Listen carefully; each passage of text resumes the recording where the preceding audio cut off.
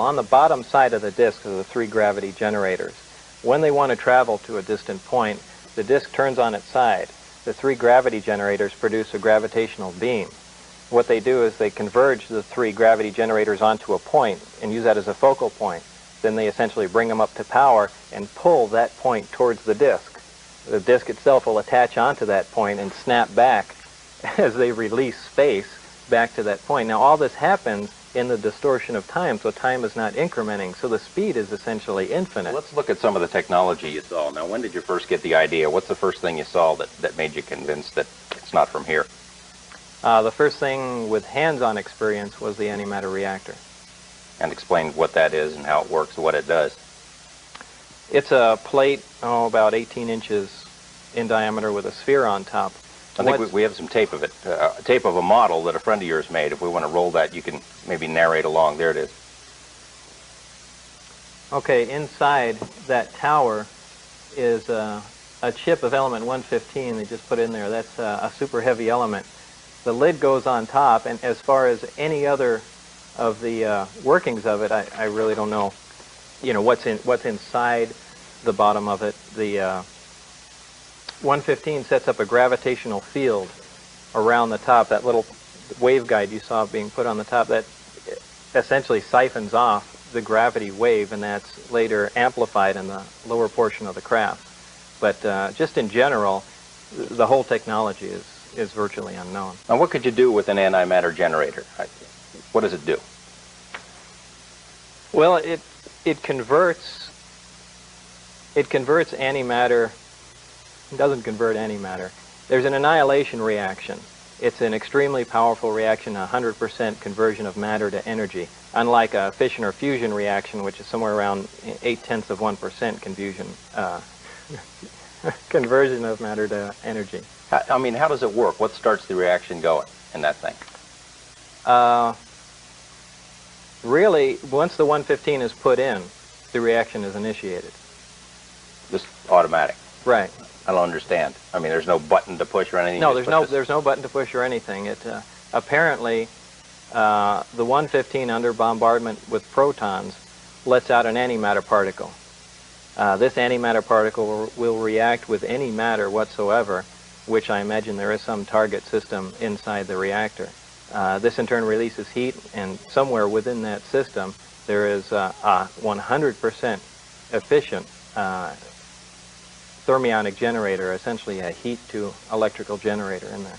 Now, how is this antimatter reactor, how is this connected to a gravity generation that you talked about earlier? Well, that reactor serves 2 purposes. It provides a tremendous amount of electrical power, and which is almost a byproduct. The gravitational wave is formed at the sphere, and that's through some action of the 115, which the exact action I don't think anyone really knows. The waveguide siphons off that gravity wave, and that's channeled above the top of the disk to the lower part where there are 3 gravity amplifiers which amplify and direct that gravity wave. In essence, creating their own gravitational field. Their own gravitational field. You're fairly convinced that science on Earth doesn't have this technology right now. Well, we have it now, I guess, at Right. S4, but we didn't create it. Right. Why not? Why couldn't we? The technology's not even, we don't even know what gravity is. I mean, there's just... Well, what is it? What did you learn about what gravity is? Well, gravity is a wave. There are many different theories about wave included.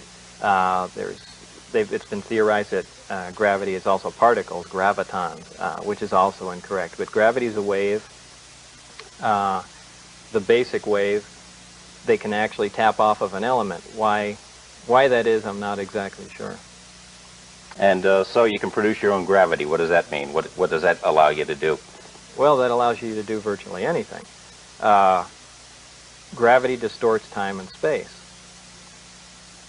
By doing that, now you're into a different mode of travel, where instead of traveling in a linear method going from point A to B, now you can distort time and space to where you essentially bring the mountain to Mohammed. You almost bring your destination to you without moving. And since you're distorting time, all this takes place in between moments of time. When you are distorting time, there's no longer a normal reference of time. And that's what producing your own gravity does. The first time you saw the antimatter reactor in operation or demonstration, you had a couple of demonstrations. Tell me about that. The first time I saw it in operation, they just put, a friend I worked with, Barry, put the fuel in the reactor, put the lid on, as was shown there.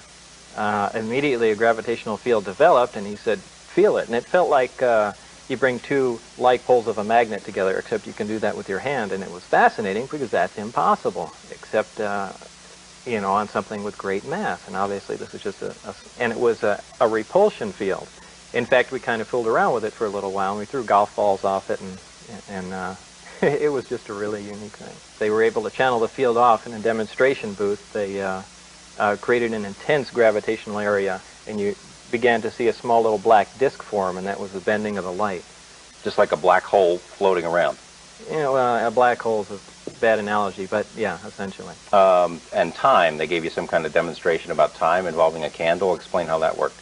Yeah, they took a candle and lit it and put it in the distorted gravitational field, which distorts time, and the candle just stood there. It didn't melt or burn. It was, I mean, it was really unbelievable. You had to be floored by seeing all this stuff. Oh, I was. I mean, that's why I'm kind of laughing about it now, because it must sound ridiculous to everyone, but it's just phenomenal. I mean, this is really alien technology.